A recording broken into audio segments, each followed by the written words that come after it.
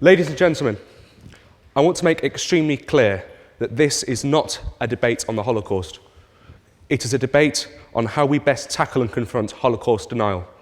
Both sides of the House are committed to tackling that evil, but the question is whether free speech, as we understand it, should be part of that process through which we defeat and confront Holocaust denial. So I want to make that explicitly clear. Now, it's also important with this motion to explain why in the motion we have the words 21st century. Now, at present, at least 14 European countries have explicitly outlawed Holocaust denial, including France, Germany and Austria. And a European Union-wide law was proposed by the European Commission in 2001, which was blocked by the UK and the Nordic countries. In 2006, the Holocaust denier, David Irving, who I'm sure other speakers on the proposition can tell you far more about, was sentenced to 3 years in prison in Austria after he pleaded guilty to denying the Holocaust. And of course, next Wednesday is Holocaust Memorial Day.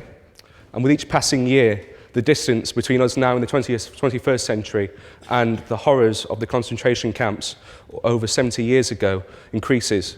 And as this century progresses, the numbers of people who are alive in the camps and have survived the camps and the generations who came afterwards who have direct contact with them will begin to dwindle through old age and illness.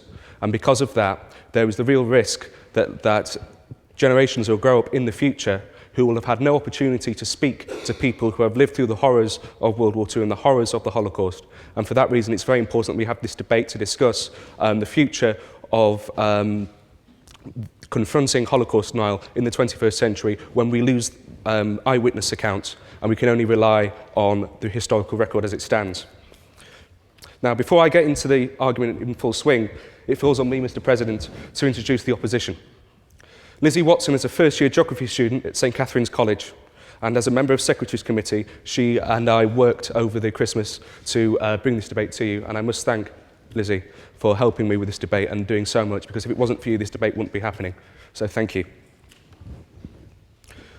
Francois de Smet is the director of MIRIA, the Belgian Federal Migration Centre, which works to analyse migration and protects the rights of migrants and combats human trafficking.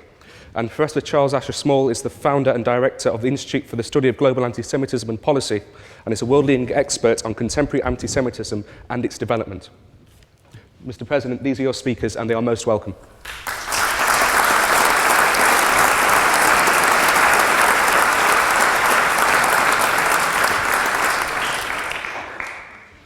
So we on the opposition are not only saying that to criminalise Holocaust deniers, to imprison them, to fine them, is not only a grave infringement on freedom of speech, but it also denies, for those of us who want to combat Holocaust denial, one of the most powerful tools in our society which we can use to do that, and that is rational and free debate. Because through rational and free debate, and the freedom of speech that provides that rational and free debate, that is the only thing that can really destroy an ideology or counter it. Because you can't censor ideology, it will find ways to spread. You can't censor ideas, you can lock people away for ideas that they think, but unless you actually engage with those ideas and prove them wrong in the public sphere, they continue to fester and rot as Holocaust now can do. And also the fact that we, in certain countries in Europe, stop this debate from even taking place within the public sphere, we lose a key weapon that we can use to confront Holocaust denial. And that weapon is the historical record itself. And I want to read from you a message, a letter written by General Dwight D. Eisenhower. And this is what he said when he saw his first concentration camp in 1945. I visited every nook and cranny of the camp because I felt it my duty to be in a position from then on to testify at first hand about these things, in case there ever grew up at home the belief or the assumption that the stories of Nazi brutality were just propaganda. Some members of the visiting party were unable to go through the ordeal. I not only did so, but as soon as I returned to Patton's headquarters that evening, I sent communications to both Washington and London, urging the two governments to send instantly to Germany a random group of newspaper editors and representative groups from the national legislatures. I felt that evidence should be immediately placed before the American and British publics in a fashion that would leave no room for cynical doubt. So since the concentration camps were discovered, and we know the concentration camps existed, there was no denial of the fact that the Holocaust happened. there has been a conscious effort to maintain and develop a historical record that we can use to deter and to stop Holocaust denial from spreading. And the real problem with what the opposition propose and the laws in Europe is that it stops us from engaging in that debate and working to destroy that ideology where it festers.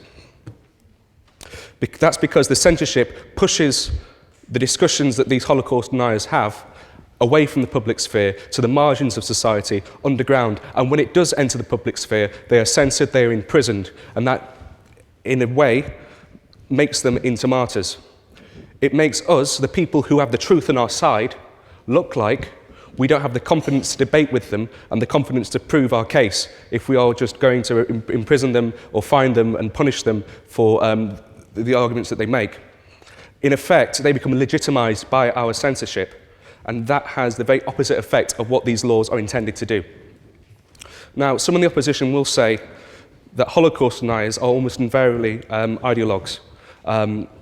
They ignore the historical facts, and are driven more by their own bigotry, their own anti-Semitism, and instead of looking at the evidence objectively, are driven by their own conclusions to ever be able to rationally debate with them.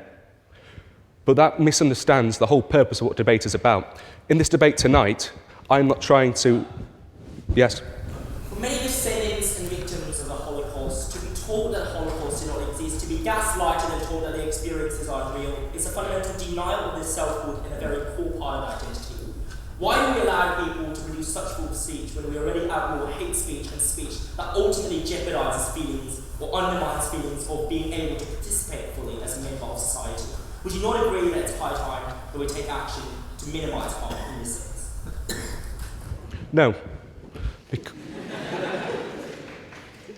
Because in a sense, if you start extending the laws of hate speech and extending those laws, as you're proposing to do here in the UK and in the US and other countries, you run the real risk of setting a dangerous precedent, because although with the instance of hate speech laws, there are certain things such as incitement to violence and incitement to racial hatred which should be challenged. The fact of the matter is that if we start applying laws like that in the context you want to, this will lead to very severe consequences potentially. And for that reason, I would say that I would completely reject what you've said. Now, the problem with what the opposition would say about these Holocaust deniers and the fact that you can't convince them is that in this debate tonight, I'm not trying to convince the good professor here that I'm right, although it would be nice if at the end of the debate he did think that, but I don't think that's going to happen. What I'm trying to do is convince you, the audience, and that's the same thing we need to think about when we go and we confront and we debate with Holocaust deniers, is the fact that we won't be able to convince them. What we are trying to do is convince the audience and the general public watching or being that are involved in the debate. No, thank you.